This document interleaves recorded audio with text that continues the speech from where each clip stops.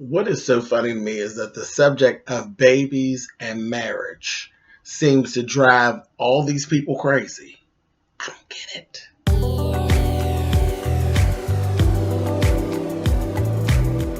And I'm like, come on through, Cookie. I'm going up on my soapbox. That's basically it. Let's talk about drag and all its forms.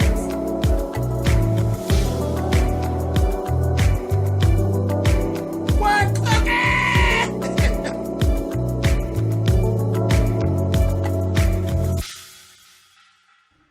Hey guys, thanks so much for clicking on the video. This is my review for Love and Hip Hop New York. Is season 8, episode 9. And like I said, the subject of babies and marriage seems to drive all these people crazy, but we're going to talk about it as we go through here.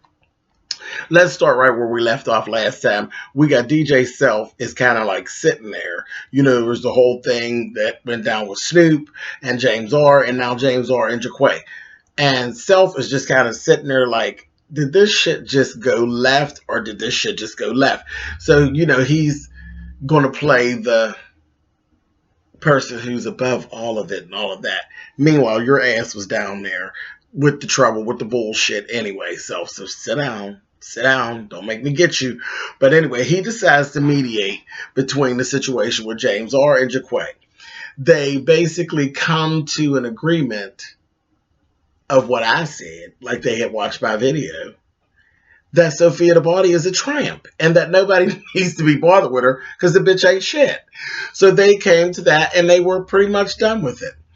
Well, once Self took care of that, everything straightened itself out with that, then in comes Mariah Lynn and her new titties.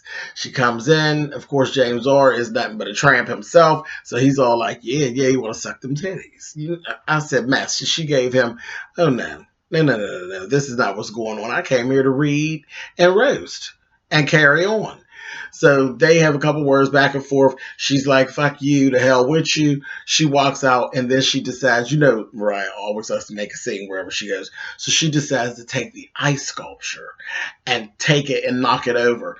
Well, you know she ain't but a toothpick, child. So it took her everything she had to even twist it around, and then she knocked it over off the table and almost dropped it on her goddamn feet. I said, girl, you would have been going back for more surgery. I said, she's so fucking dumb. She's a goofball.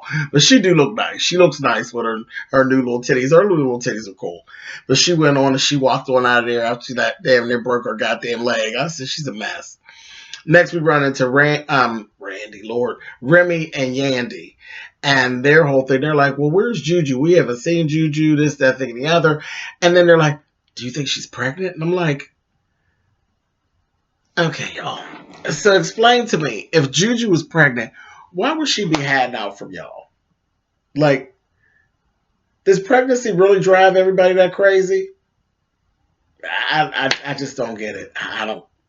Whatever. So they had their own thing. They're thinking that maybe her and Cameron are expected, and that's why they haven't seen Juju. And it's the complete opposite. Later on, we actually see Remy and Yandy actually just drop in on Juju, and they come to find out that not only are they not pregnant, they're not even together anymore, that they have literally completely broken up. The whole 10 plus year relationship has dissolved itself, and she's done with him and his pink shirts and his pink fur coats and all of that with his little pretty self, and she's going to have to just move on.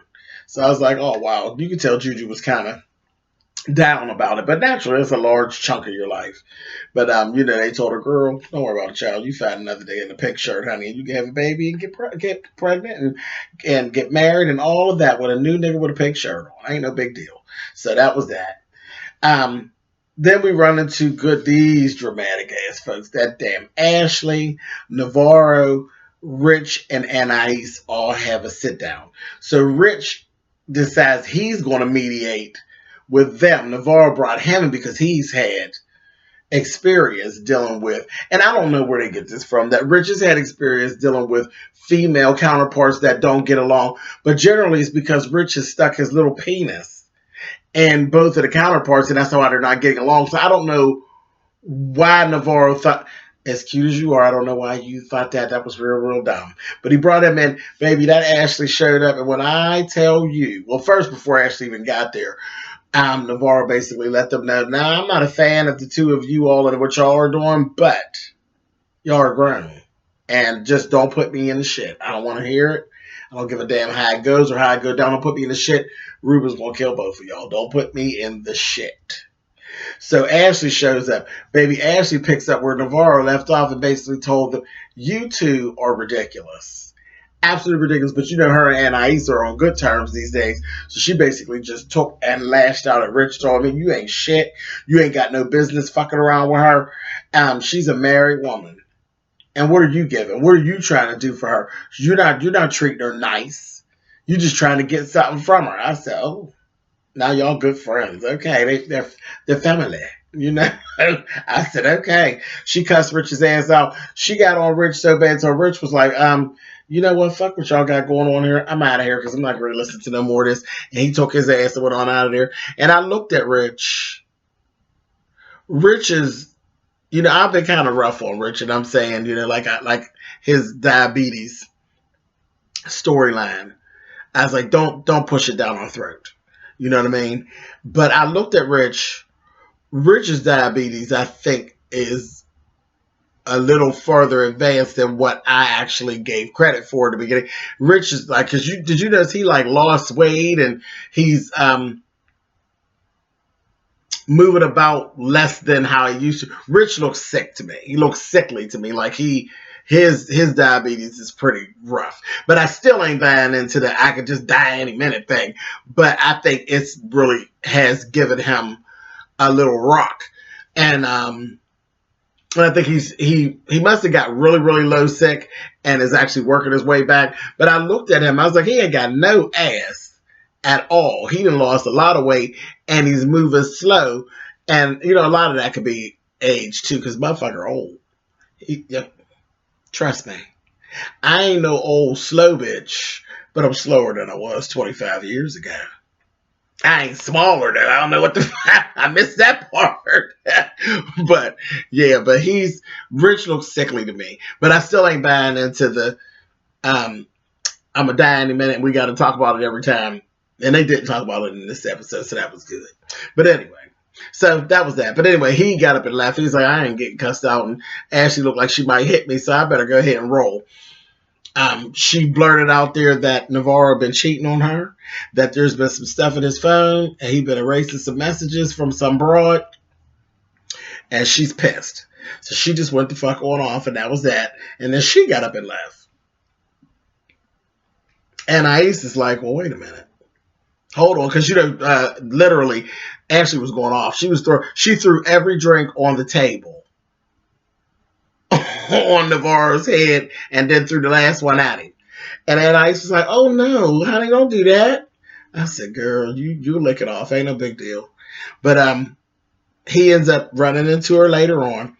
She's at the house packing up her shit. She's like, "I'm leaving." I'm like, "What is going on with her that she's going so far over the side?" And that's what we realized. Ashley's going off. He explains to her, I knew you were having some problems. I knew you were falling behind in your work. I knew the whole firing thing had really gotten up underneath you. So what I was doing was actually dealing with a girl who was setting up like a really nice spa day and that for you. She's not anybody that I'm cheating with. This is what that was. She's like, oh, so is that the way you treat the mother of your unborn child? I said, oh, Lord, she's pregnant. That drove her crazy. So she just wasn't going to be wrong. You know, I think she felt a little stupid about how she was acting, and she should have, you know.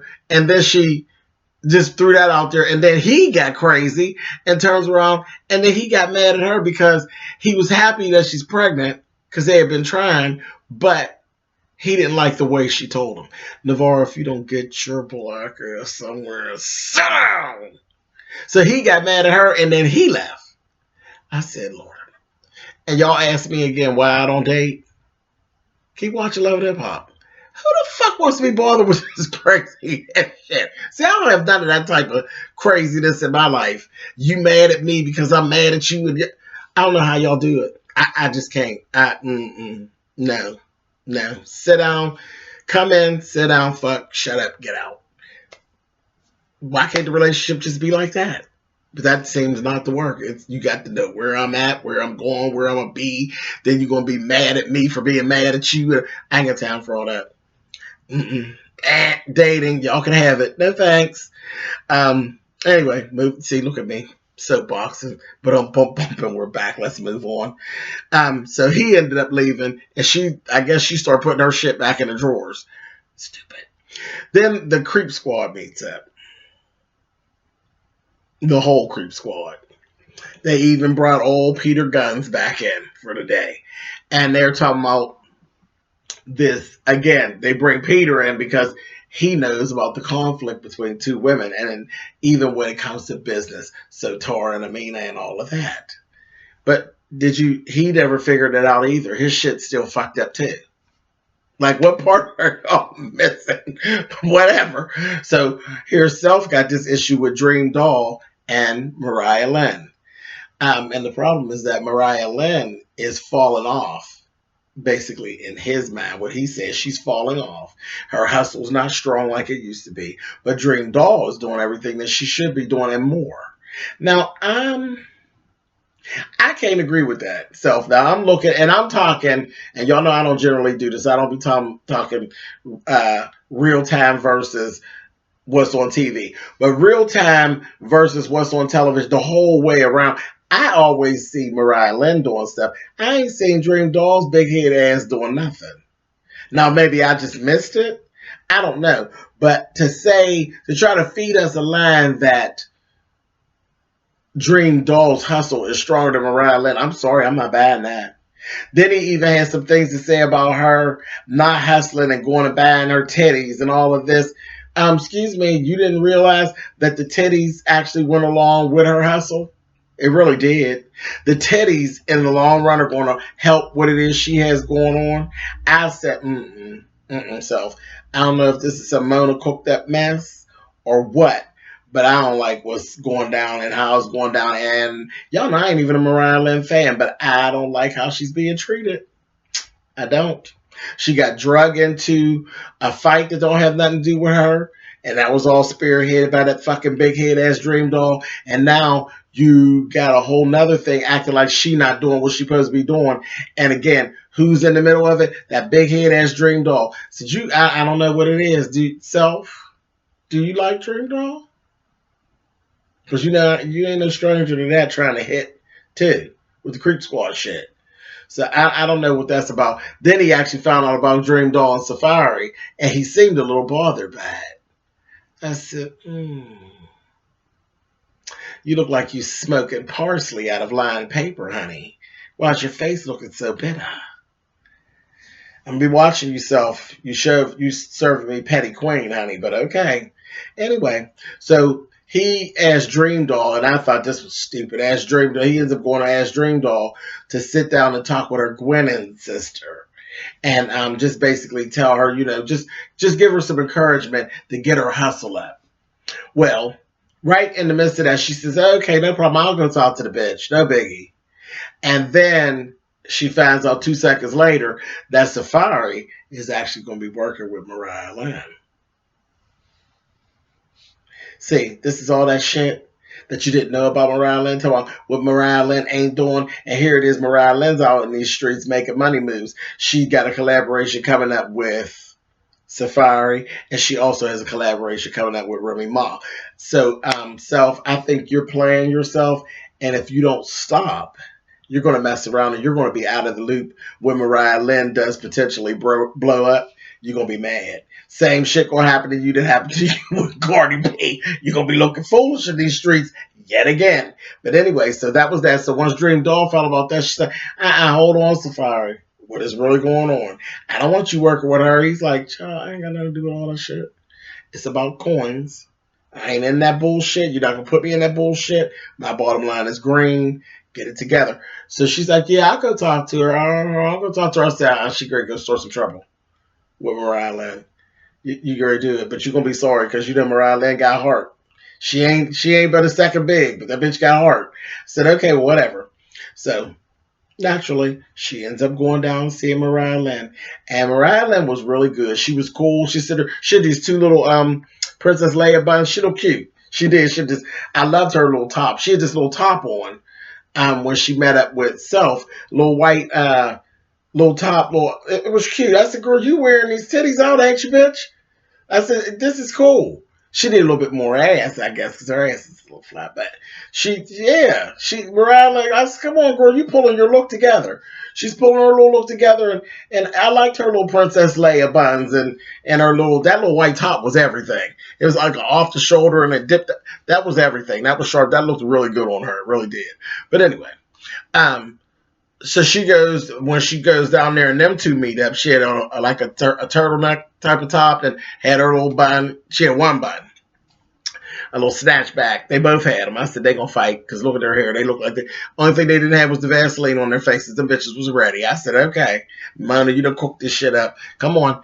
But Dream Doll was right out the door talking shit and being out of order. Talking about, yeah, I came and I stole your job and I'm popping and you ain't popping, bitch, you ain't shit. Self that sent me down here to talk to you because your shit's going, and I'm here. I was like, that is not what he sent you down there to talk to her like. And you think you don't want to say something cute, she's going to hit you in a minute. And they got to going back and forth for the next thing, she told her, she said, your hustle is weak. And she said some other shit to her. And Mariah said something to her. She said, your mother.